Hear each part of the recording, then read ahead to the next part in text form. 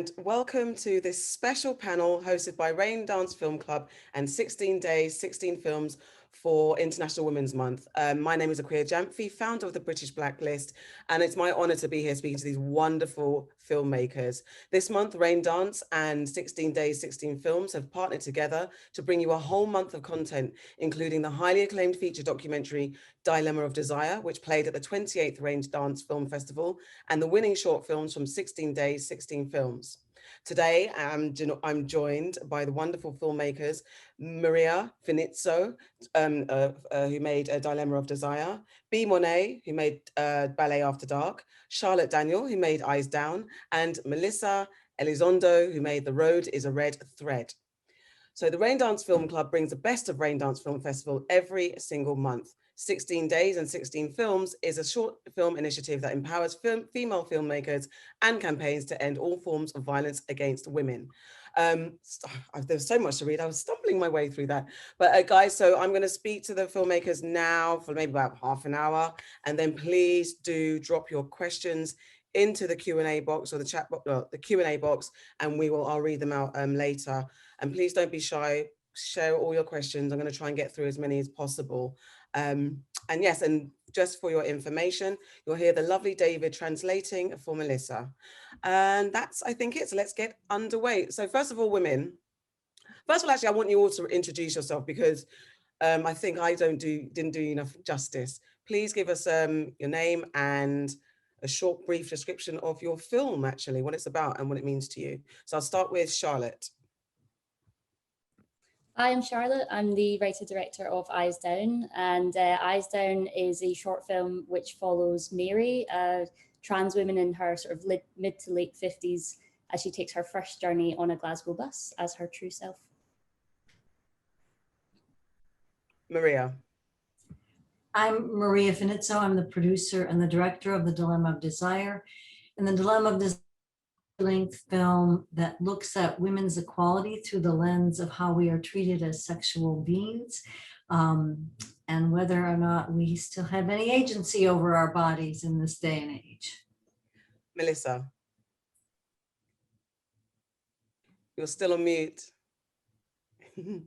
Hola, hola, soy Melissa Elizondo, soy de México, soy la directora de El Camino es un hilo rojo, que habla acerca de lo que significa para una mujer habitar un cuerpo de mujer dentro de uno de los estados con más altos niveles de feminicidio en nuestro país y lo que para una madre significa criar a una hija en un lugar así.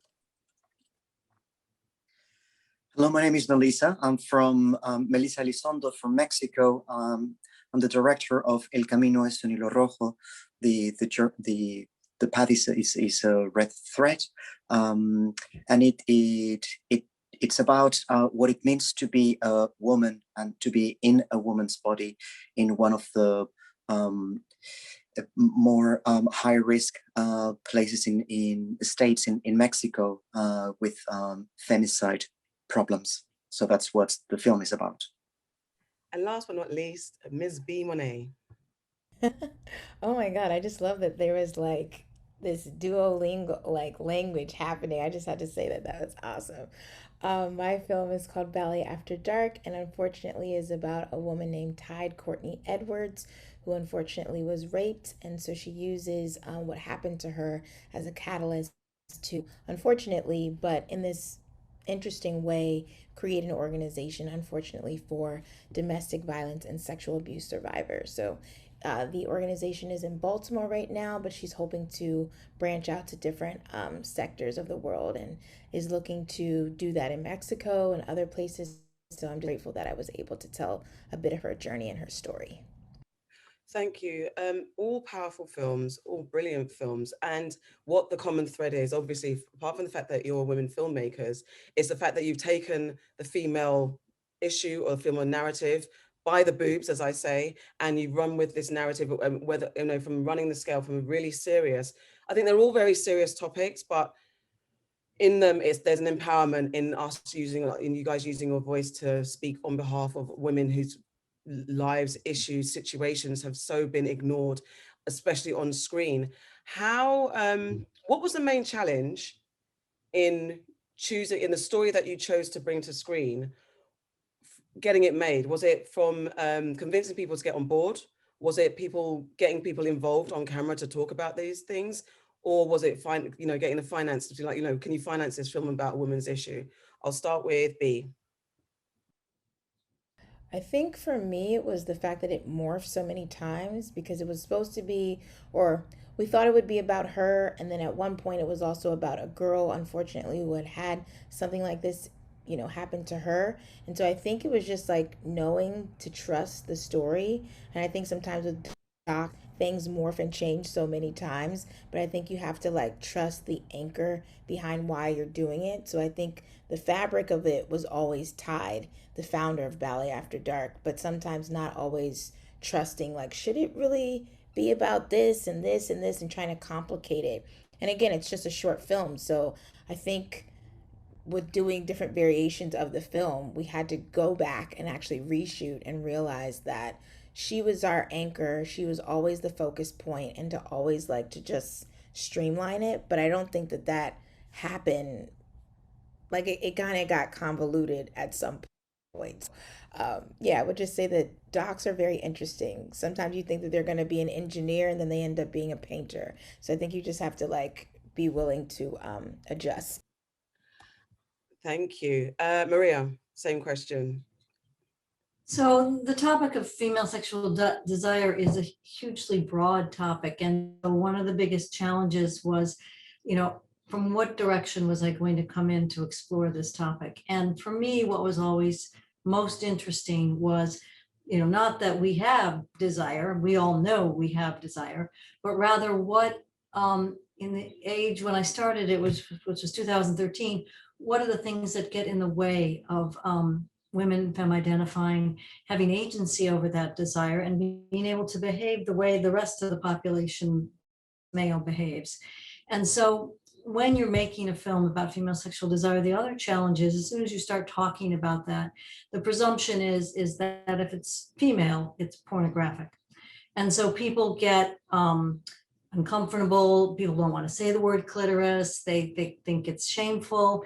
And so the next challenge for me became developing a language which enabled me to talk about the film in a way that made people understand it was more about women's equality than about orgasms or anatomy. And that this was a challenge because not to be able to convince people to do that made it very hard to fund, because the core message of the film is women's empowerment through knowledge and acceptance of our bodies, and with the rest of the world accepting that as well. And that kind of message that we are entitled to that empowerment is frightening to many people. Yes. Melissa, same question to you. What were the biggest challenges?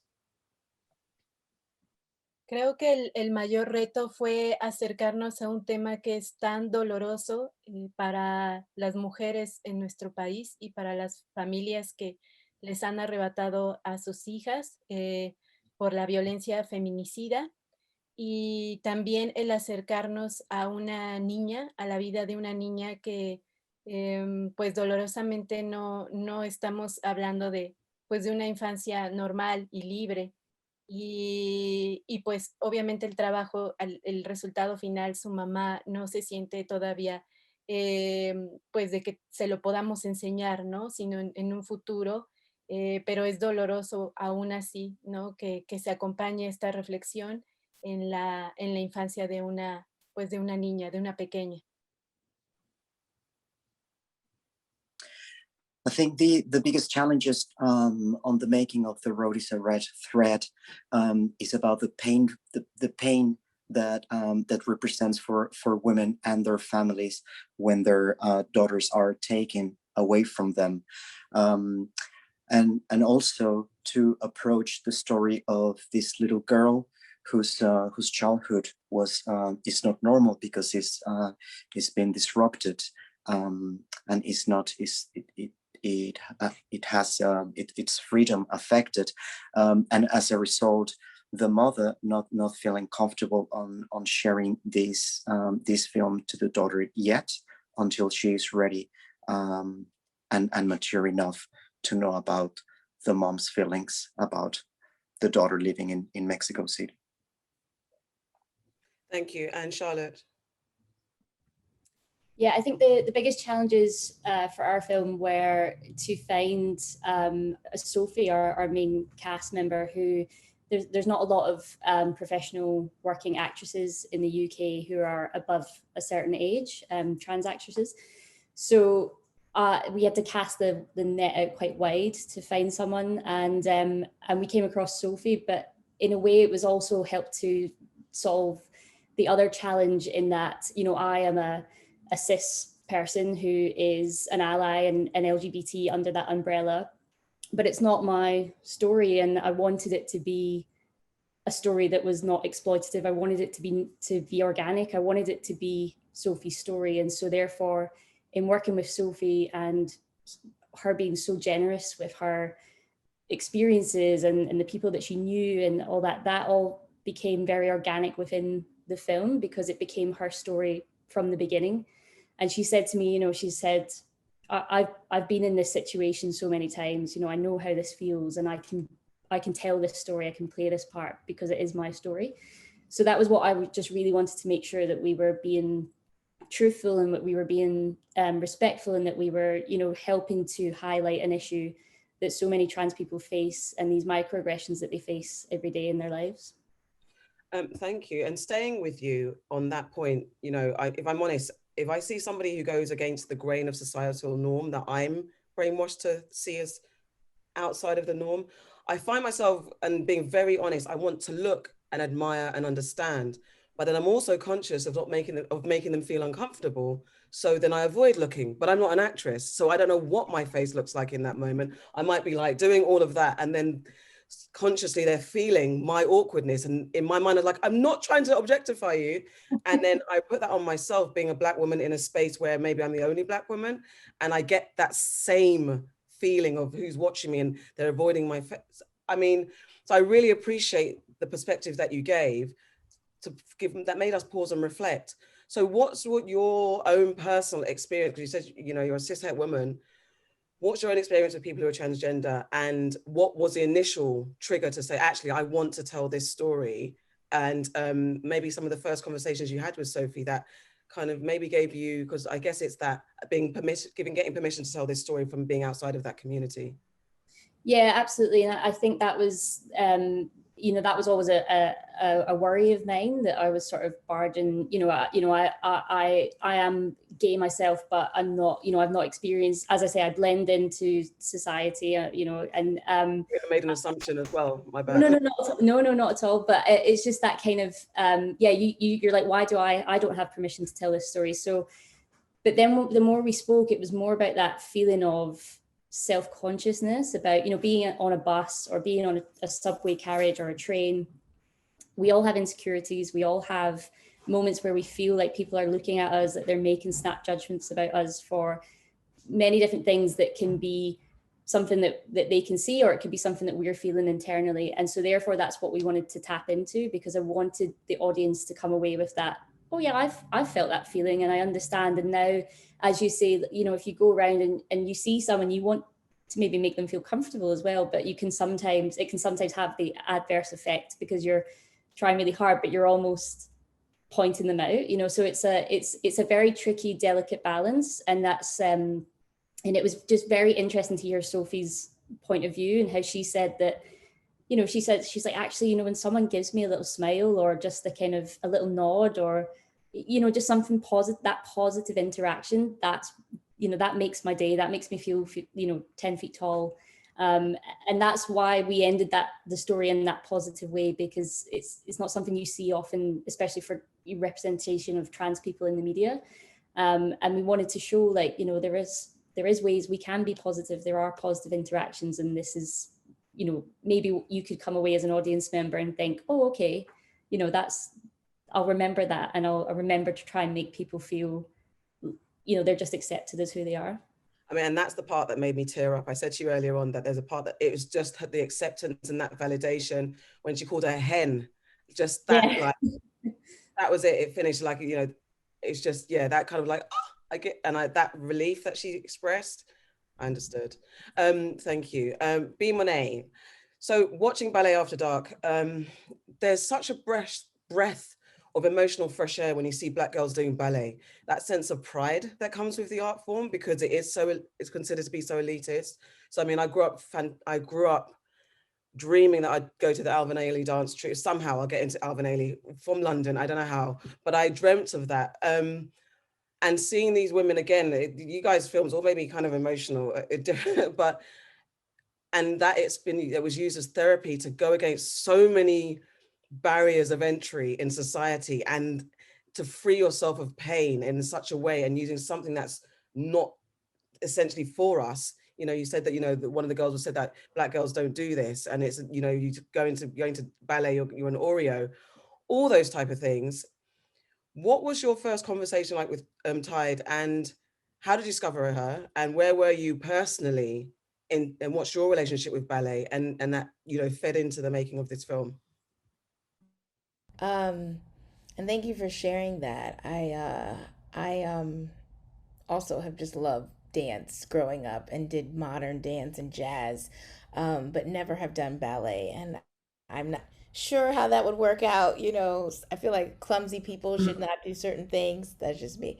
But the first time that I met Tide, I actually spoke to her for like 2.5, 3 hours. And I kind of met her at a place in her life where she was kind of like wanting to give up on Ballet After Dark, just knowing the financial strain that it is, like trying to have your own organization and, you know, not always having the resources, you know, at your disposal. So I think in this divine way, I very much kind of just like met her at a time where I don't know if we would be having the same conversation. And my friend did an expose on different ballerinas who were in Ballet After Dark, and that's what, you know, fed my curiosity. And I was just like, I'm from Maryland. I want to know, who are these beautiful Black girls who are doing ballet but also using art form to find healing. And so from there, I arrived at this place with Tide, and we just kept going, and we still keep in contact. And like, it's just been so beautiful to see the film go to so many different places and also give her so many opportunities. And I also was very intentional on not wanting to have the girls in pink. I think because they are Black women and Black girls, I think pink is very like traditional and what we always expect from that art form. But like, to see Black women in gold and being regal in an art form that we're not supposed to be in, I think was just very much my intention about having them just in a color that wasn't, that you never see Black women in ballet. So I hope that got across. No, I mean, I didn't think of the color. It just looked so natural because Black skin and yellow, of course, but I didn't even put that into the context. It just seemed so natural. And I definitely felt, just from what Tide said at the time, when she felt not enough resources, wanted to give up, but when she was at the moment of giving up, and I'm sure as women, we can relate that it's someone that says one thing that's like, you were there for me at this. I've had that so many times with this platform that I run, and I'm sure all of you guys in the filmmaking moment was like, okay, I can't do this anymore, but someone will always reassure you that you got to keep doing it. So yeah, thank you for that. Melissa, so again, such a brave story to tell with The Road is a Red Thread. A dangerous story to tell as well. And I commend you for even daring to do this.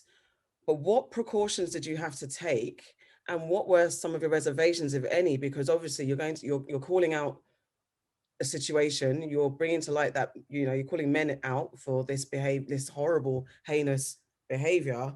And what did this film do to you emotionally? Me acerqué a esta historia porque soy una mujer que habita el Estado de México. Es el lugar donde fue filmada. No exactamente ese lugar, pero sí ese mismo estado.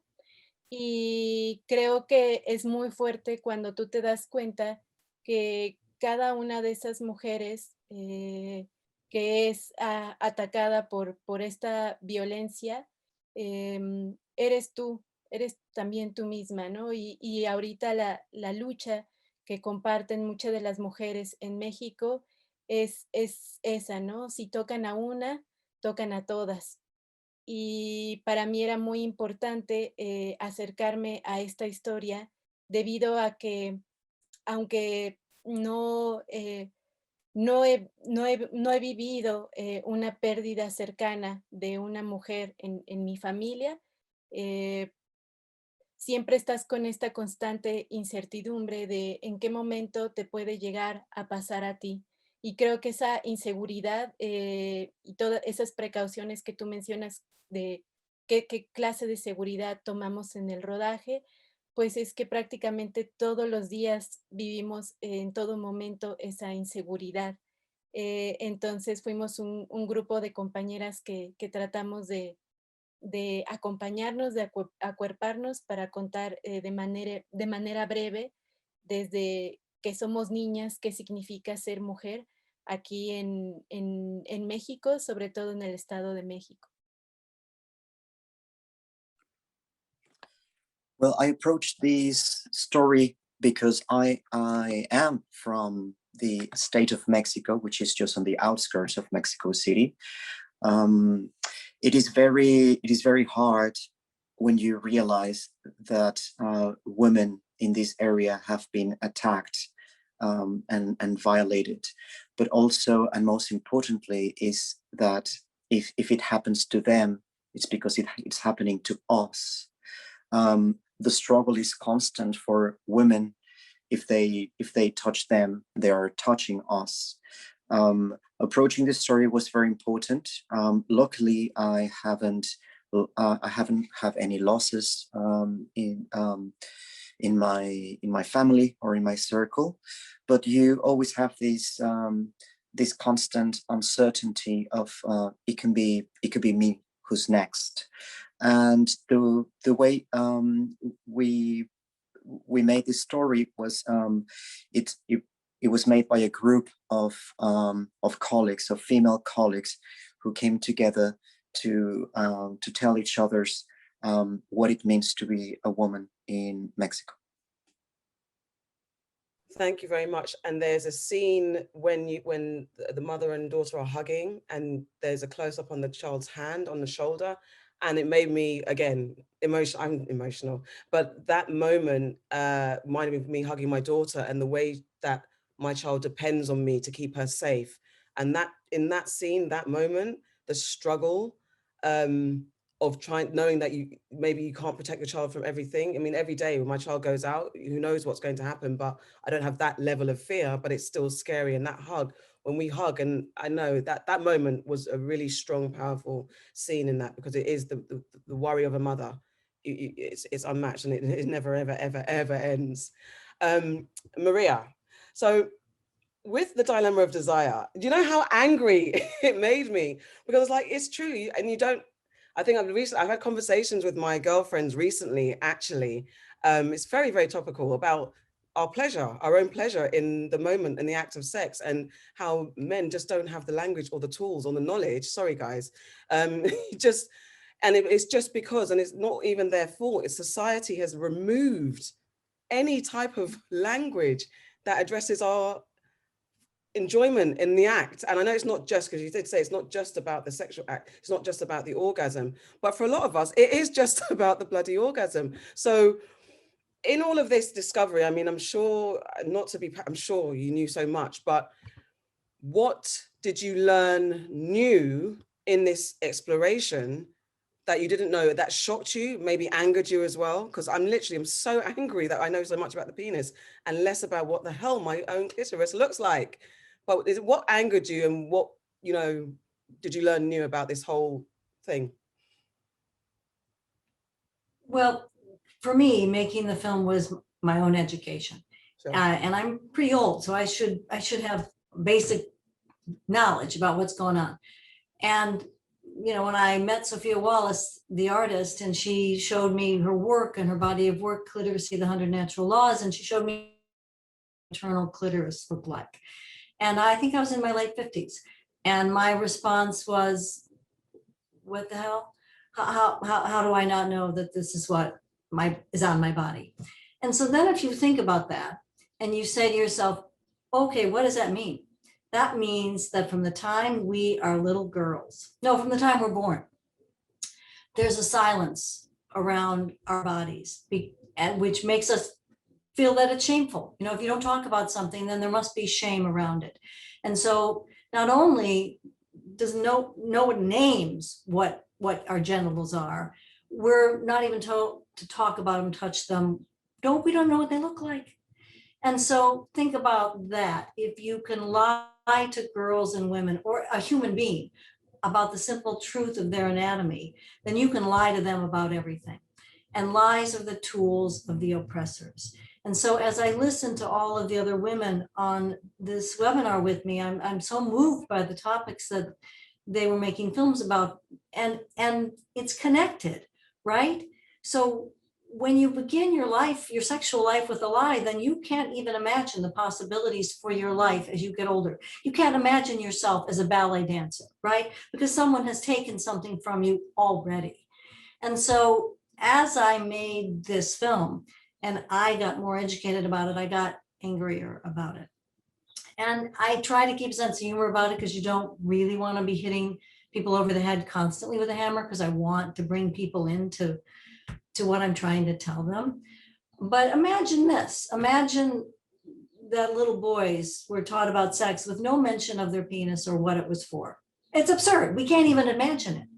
And yet that is the narrative for everybody born female, right? For everybody in a body born female, that's the narrative. And so what happens is you're not taught about this part on your body because your voice isn't heard in so many other ways. So we don't speak up in the boardroom, the classroom, the bedroom, in religion, and in 1,000 different ways. And when women are sexually assaulted, it's hard for them to speak up when this has happened to them because the shame is theirs and not the perpetrators of the assault. And so for me, what I realized in making this film, that all of the landscape that anybody with born female, right? Any woman, any person with a body born female must navigate is a landscape that encourages you to be silent, to be afraid, to be ashamed of your body, and not to feel entitled to a vital part of your humanity. And for me, that's really what the film is about. I mean, how can you not want to know what your anatomy looks like and how it works? I mean, I can't argue, because it's the fact that ours is tucked away, but even just to take a mirror and have a look, it's a whole process that we don't, you know, it's what resonates with all of your films. Well, the tie-in is, as Maria said, it's the lies we're told. The lies that we're told, that we can't be who we want to be because society said that's not right. We can't be free because, and you know, the men's viewpoint is the most powerful. What men want, they should have. What women want, we've got to wait and ask for permission for. That's the lie that we've been told, that all of your films are kind of bashing down. But in that moment, because what I do feel, just as a general person in society, personally, the frustration that we're screaming into a big canyon where who's listening and who will affect change. How do you hope that your films will affect change? And yeah, how do you hope that your films will affect change? I'll start with Melissa. Para nosotras el hacer este cortometraje era también visibilizar qué tipo de violencias hemos normalizado al grado de que en nuestro país se asesinen más de 11 mujeres al día. Entonces también aquí al acercarnos a una madre con su pequeña niña es también dejar de ver cifras, números, sino ponerle, visibilizar y humanizar las mujeres que han sido asesinadas en nuestro país, y que esas mujeres pues tienen sus familias, tienen sus sueños, tienen una vida por delante, sus seres queridos, y creemos que es importante acercarnos con esa mirada para poder poner este tema sobre la mesa, viéndolo pues de una manera más humana a como ya se comparte en los medios de comunicación. Well, for us doing this film, it was all about visualizing and talk about what type of violence are we normalizing in Mexico. More than 11 women die every day. The objective of this film was to humanize and to visualize a mother with a daughter, that women are not just numbers. All the women who have been killed in our country, their families, their hopes, their lives they had ahead. By doing this film, it was to approach with another look, with a more human look, and to put this important topic on the table in the most human way possible. Thank you. Charlotte?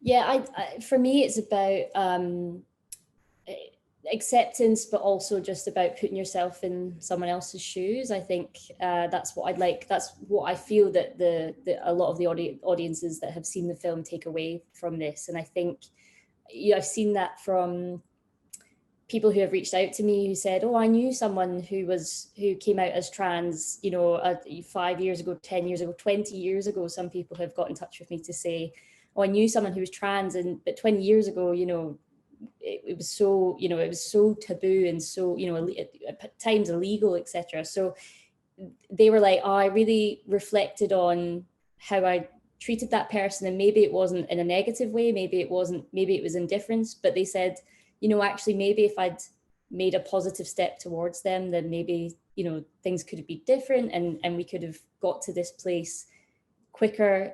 Because I think as much as, we take steps forward in our society and all societal issues, there are also times when we take steps back, and that we're not moving fast enough, or we're not doing enough. And so therefore, having this message come out, and when it just connects with one or two people who have reached out to me and said, "Oh, that's made me really reflect," or it's made me think about how I look at people if I meet them in public, or what I do, and maybe I'm not thinking about how my actions are affecting someone else. And I think, for me, that's all I can ask, really. Thank you. Maria? So when I began the film and I would talk to people about it, I met a lot of women who said to me, I can't say the word clitoris. It's too embarrassing for me. And so what I hope this film does is that I'm looking for a cultural sea change here. I wanted the film to give everyone language to talk about what is a vital part of our humanity. I mean, who you love and how you love someone is one of the most intimate choices we make as human beings. And that should be a choice that is informed with the knowledge of your body and how it works. And so I, for instance, would love for what's in this film to be a part of sex education everywhere, including in grade school when girls are very little. But at this point in my life, I'll settle for high school. And I would be really happy if every young woman entering her freshman year in high school knew what her clitoris looked like, where it was, and what it was for. And I don't think that means that she won't be sexual, but it means that she'll be empowered with knowledge to make different choices as to how she becomes sexual and how she looks at herself in participating in that encounter, as rather as someone who is entitled to get something out of it, since you're sharing your body with that person, as opposed to just the receptacle of someone else's pleasure.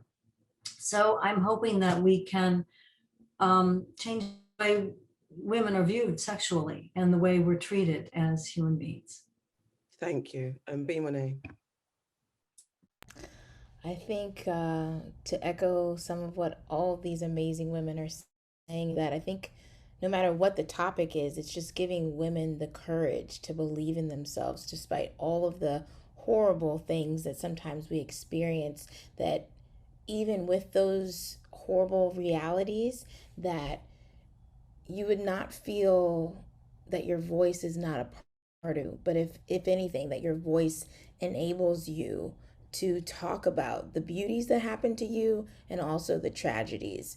I think for Ballet After Dark, especially for women of color, we are at the bottom of most societies. And so for me, my hope was always that this film can give women who look like me the courage to talk about the things that have victimized them, but not to the point that they think that that's the only thing that they're capable of being. For me, I'm always interested in showing victors as, you know, in my work, no matter if it's narrative or documentary.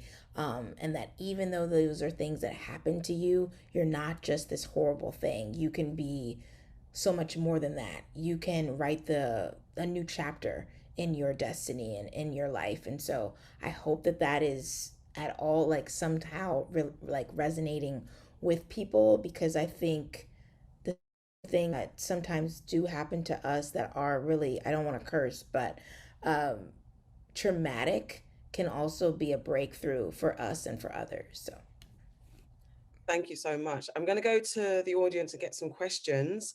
Everybody's anonymous.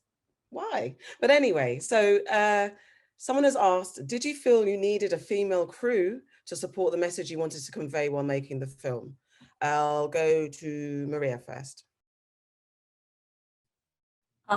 I felt I needed a very diverse crew, and I needed a core group that was female. And so my producers were female, my editors were female. And when I went out and filmed, the crew was very diverse. It was male, female, non-binary, and very diverse racially as well. That to me was most important. And what I found is that the women who I was interviewing were so open to talk to anybody, and that was the atmosphere on the crew. And so it was important to me that the crew be diverse in every way possible. Thank you. Anyone else want to contribute to this, needing a female crew to bring the film to life? B, are you going to say something? B, Monét?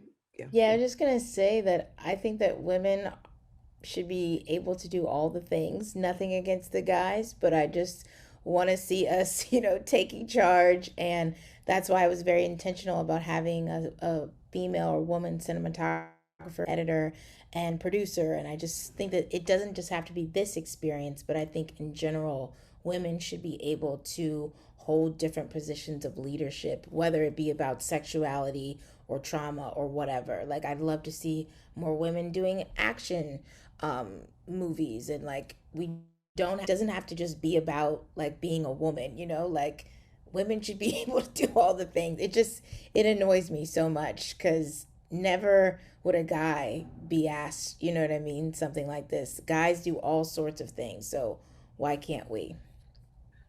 That's true. It's true. Never ever would ask that. Like, hi. Melissa, I guess I'll ask another question, to be fair. How do you feel about quotas for women in film? Someone else has asked that. So ensuring like, you know, initiatives where there is an enforced number of women on set. And I guess maybe when you're in control of your own production, that's not necessarily a problem, but maybe you're going to work somewhere and you're maybe a diversity hire. How do you feel about quotas?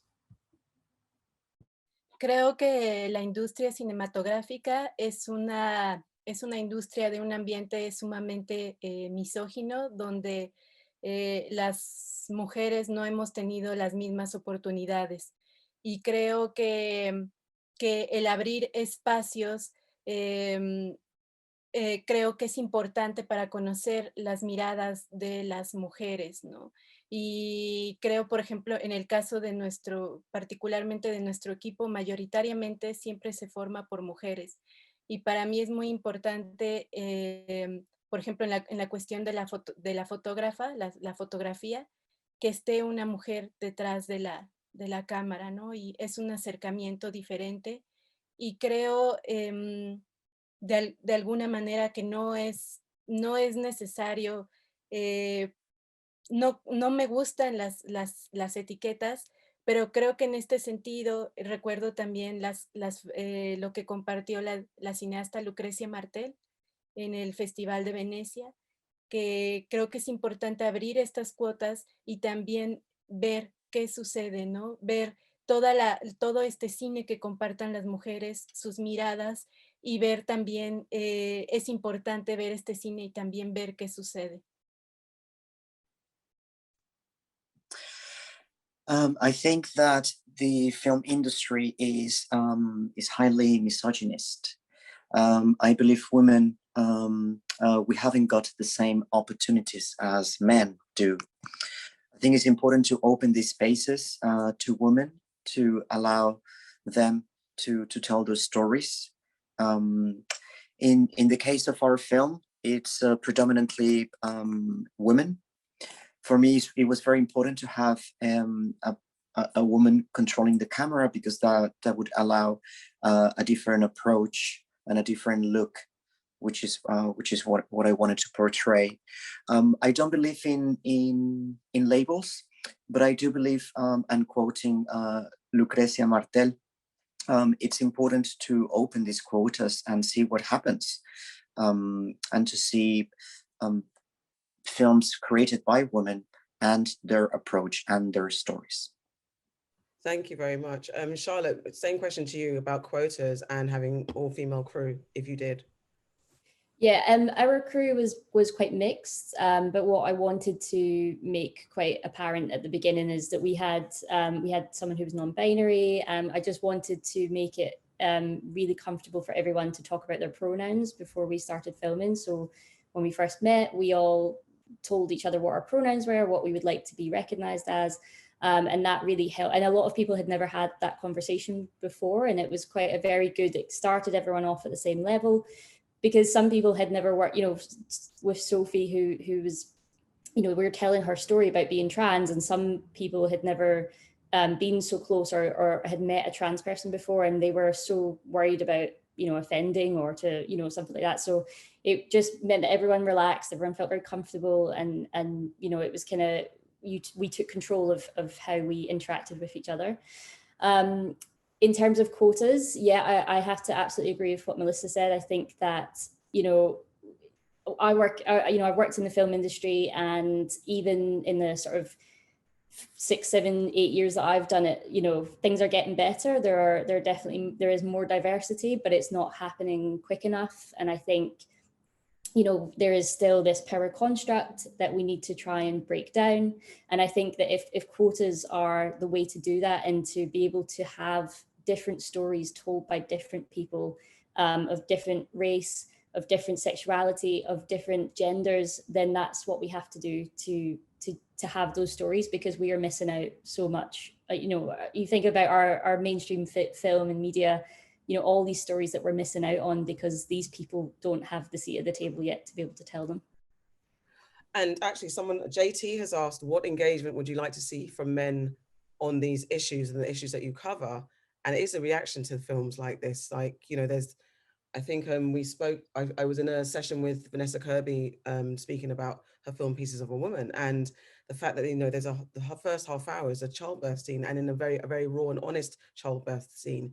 But who would have thought that would have been possible with an industry like this that's dominated by men, and men don't want to see things like that. So how would you guys, how would you like men to react to the issues that you're bringing to the screen? And in general, I'll start with you, B.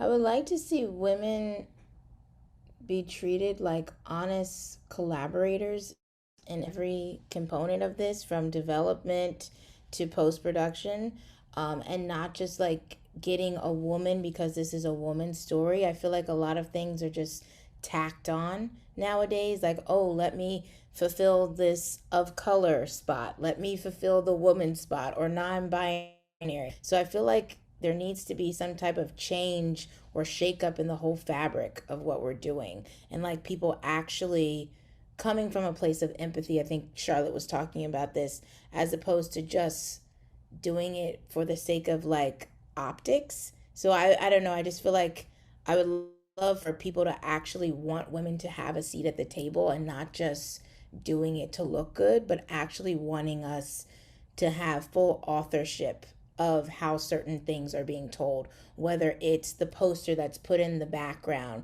to the fabric that the woman is wearing, or to how we're covering, the coverage of a sex scene. Like, I think it's just so much has to change that it's hard to just say it's only one thing, because it literally has to come from women being trusted to be cinematographers or directors or executives, or women just being able to be even a production designer and not just the script girl or costume designer. Like, stop giving women the only girly positions. So I have many thoughts on this particular topic that I know are not, we don't have enough time, but those are some thoughts in regards to it.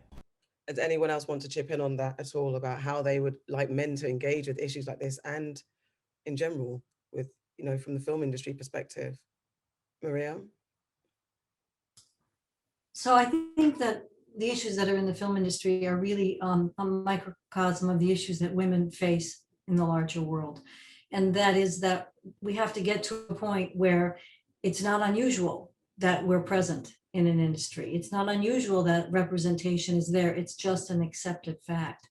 And I think this ties in very much to the way we're still treated in the world, and what recently happened in Great Britain when the women came out and started fighting against the police around the violence that happens to women. And I feel like this issue, because it's intersectional, it affects all of us, is the issue of the time. And that is finally all women come identifying, getting to the point where we don't have to fight for anything anymore, right? That it is just accepted that we are part of society and a part of the world, and that we therefore are equal, not deserve equality, are equal. And until that's embedded in human beings, until men don't hate women or aren't taught to hate women, things won't change, right? It's the same issues around racism. Until white people come to grips with their own inherent racism, that it won't change. Nothing will change. And so the film industry is the larger world, right? We have to get to a point where we don't have this conversation anymore, because it's just the way it is. Absolutely. I thought you were going to say something else, B, but yeah, no, it's exactly that. I wanted to actually say, I guess the whole issue is also power. When you feel like your power is shifting, people lose their crap, right? So with men have had, you know, it's from racism to sexism to just general patriarchy. People feel scared to lose their power. So I don't know, maybe Melissa, a commentary on that, like, if men are so scared of losing power because women are starting to speak up, how do we, the pressure on, speaking from a Black woman's perspective, the pressure on Black people to make white people feel okay about their racism is a lot. So I always tell, when I meet white people that are in this space that want to do better, I want to learn about how to be more representative, I say, first of all, don't come to me with your head down. Have your head up, be proud because I'm proud. And now let's meet each other, because I don't believe you if you come at me looking down and, oh, I hate myself because I'm white. I don't actually believe you, because outside my presence, I don't think you're that person. So let's meet each other honestly. So how do you, I guess, without feeling like you've got to carry the weight of the emotion of the man, how do you feel that you can communicate with men to understand that women are being hurt and it's not okay? But it's, I don't know is that a clear question for you, Melissa? I feel like I'm talking in a lot of parables. Creo que en nuestro caso recuerdo bien en un rodaje que fuimos mayoritariamente mujeres, eran 6 mujeres y un hombre, y fue un rodaje muy difícil, y nos dijeron, deberían llevarse más hombres porque va a ser un rodaje difícil y van a necesitar manos de hombres, de compañeros. Y creo que es también empezar a confiar en nuestra fuerza, y me parece muy, muy bello lo que mencionas, de tener la cabeza alta, de tener confianza, de compartir nuestro trabajo con honestidad, y que en nuestros equipos nosotras mismas también le abramos la puerta a otras compañeras que van iniciando, y darles abrir esa puerta para que puedan trabajar con total libertad, con total confianza, sin tener ese miedo de tener que dar la talla, ¿no? Que creo que también este sistema del cine es sumamente patriarcal, y todo el tiempo sientes que te sientes abrumada, sientes que tienes que dar la talla, y creo que las mujeres creamos un espacio justo con más confianza y pues más amoroso. Thank you. Well, in our case, and Melissa refers to one occasion when we were about to go on out on a shoot. There were six women and only one man, and there was a man who commented, maybe you should bring more men to the shooting because it's going to be a difficult one. I do believe that it's important for all of us to trust in our strength, and I believe it's very beautiful what you mentioned to stay with our heads up and to share our stories with full honesty.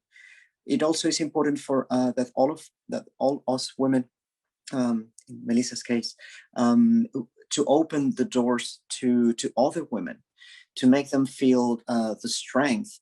If they ever feel overwhelmed with the responsibility of having to prove themselves, they don't have to. Cinema is highly there is a patriarchy in cinema, and we need to delete that. We need to let women believe in themselves. Thank you. And I'll come to you, Charlotte, and then I've got to think maybe I'm sure I've got time for one more question, then we'll have to wrap up. But just to let you come in on that, Charlotte, please.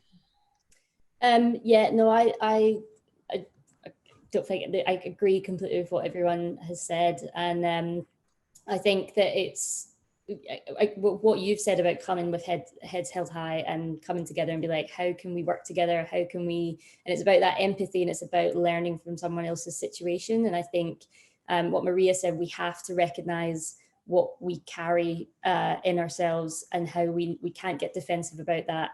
And we have to be able to break that down to then be able to move forward.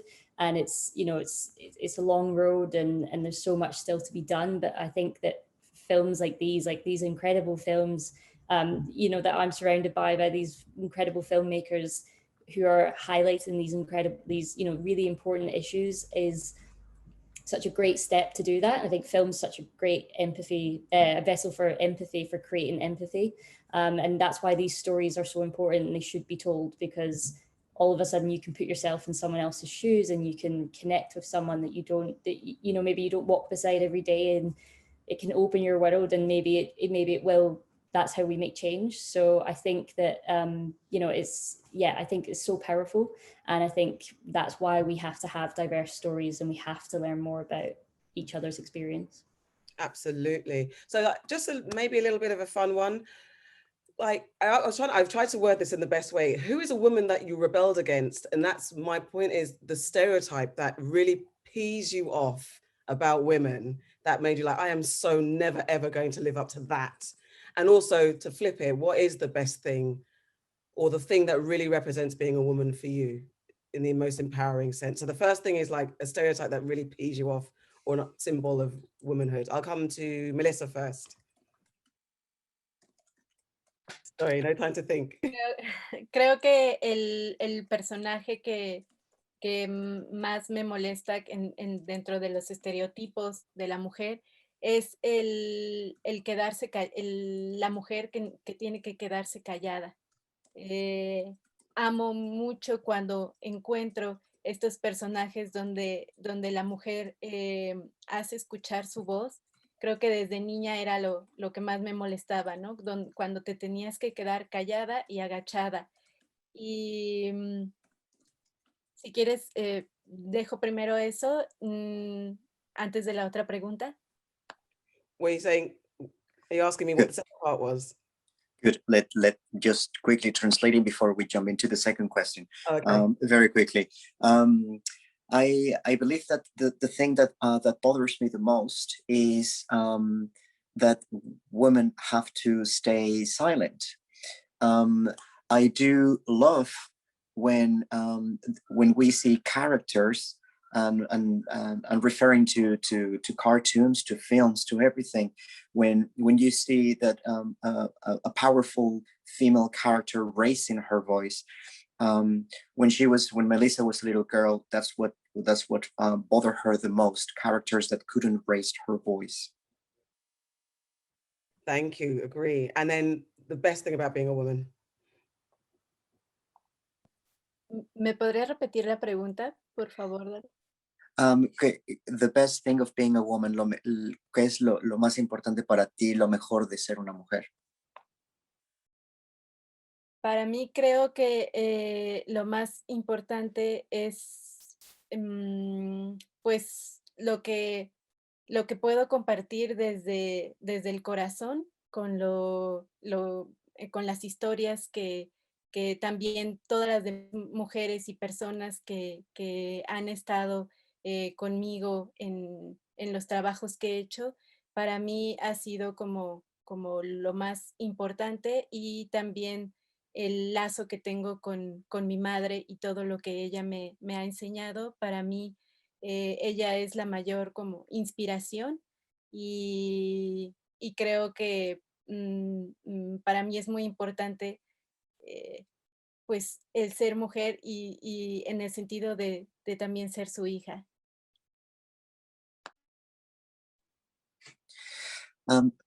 For me, the most important thing is to share stories from the bottom of my heart, and to share the stories of older women and people that I know and that they've been with me. Important for me is also the strong bond I have with my mother and all the lessons she's taught me.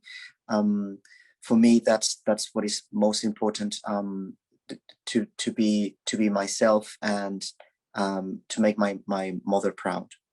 Oh, that's cute. Thank you. Maria, what pisses you off and then what you celebrate? What pisses me off is when people want women to be nice and not to say things that upset them and to be polite. And when I was growing up, I think the phrase and all things nice. And I think that's got to go. That's just got to go. I think that women and girls should be encouraged to be badasses and bitches whenever they feel like it. And I think what is great about being a woman is that, in making The Dilemma of Desire, I read the work of Audre Lorde, Uses of the Erotic. And one of the things she says in that essay is that women have within themselves the power of the erotic. It's not sexual, it's a life force. And that once they get in touch with that power, they won't settle for less in their lives. And it also enables them, when they are deeply in touch with that power, it enables women to change the world. And I do believe that change comes from women when we finally just say this is enough, right? Generally speaking, we're not the ones that start wars. We're not the ones that attack other people. We're the ones that have the greatest to lose when there is a war, right? And so I think that what I hope for this new generation that is coming behind me, or several generations behind me, I'm that old, is that we all come to recognize the power that we can actually make real sustainable change. Agreed. Charlotte. I guess what pisses me off is the stereotype of, women have to be this certain way, like Barbie, or we have to love clothes and we have to love pretty things and we have to love, and it's great. And we should be able to like all of that stuff too, but that doesn't have to be the only thing that we can like. And, we can go and be a tomboy and we can roll around in the mud and we can pick up film cameras and we can make films and, make action films, all that sort of thing. So yeah, that's what pisses me off most. And the best thing about being a woman is the shared experience of, sisterhood and being a woman and encompassing all women. Trans women are women, that experience is so vital to who we are as women, and being able to share that and to learn from, as Maria says, as all those women who've gone before us who've fought that fight, and to keep going, keep fighting. Absolutely. And Miss Monét, sorry. No. so many things, but I'll keep it short. And Maria, look, please write that book. I'm just like waiting for that to drop. Yes, please. I'm just like wherever you're having more talks, I'm down. Um, I um, I hate women being told that we're bossy. I know that a guy that I used to date, he was just like, you can be so bossy at times, and it's just like, yeah, like what? Like okay, like, and you're not bossy, like. But it's just this notion. I think that it's like you're supposed to just stay in your place, and I don't like people telling me what to do, and maybe that's why I'm a director, but I don't like this notion of like women have to be boxed in and caged in, and you have to be a wife, you have to be a mother, you have to be nurturing, and just all these rules that come with being a woman, quote unquote, but yet nobody does that for men. And I love the solidarity of like when you have some badass women who really support you and you support them and the things you can do together. Oh my God, I love that. And also, I love when women work together and there's sometimes less ego, and it's just like, let's just get the job done. Like, let's put our egos aside, let's do what's best for the project. I love when women work together. That to me is like a very powerful thing, and I think it should happen more. So. Well, I love the fact that we can all be in this room, virtual room, talking about this wonderful moment. The films that you guys have made have been amazing, phenomenal, and important. You guys, I think we've actually been told that the films are on the Raindance website for maybe another week or so. So please, please, please, everybody watch The Dilemma of Desire by Maria, The Road is a Red Thread by Melissa, Ballet After Dark by Monét, and Eyes Down by Charlotte Daniel. Make sure you watch these films, inhale them, share them, and make sure you learn from them, most importantly, to affect change. My name is Akua Gyamfi, and it's been wonderful to host you all, host the women tonight, and for all of you watching, thanks for joining us. All of the films discussed today, as I've just said, will be available on the Raindance player, and that's cinema.raindance.org. And the short films will also be available on 16 Days, 16 Films website. That's 16days16films.com. This panel discussion will also be available there too, so be sure to share with anyone who may be interested. Let's keep this conversation going. The Raindance Film Club will be back next month, so stay tuned for more details. And if you want to find out more about either organization, then head to the website again, raindance.org and 16days16films.com, or their social media, which is at Raindance Film Festival or at 16 Days 16 Films, and that's the number 16, not the whole word. So yes, and I think that's it. Bye, guys. I don't want to say goodnight. I want to talk about this forever. But thank you so much, everybody. It's been wonderful. Good night. You don't have to get home safely because you're already home or in your safe spaces. So be safe and love each other and all that stuff. Take care.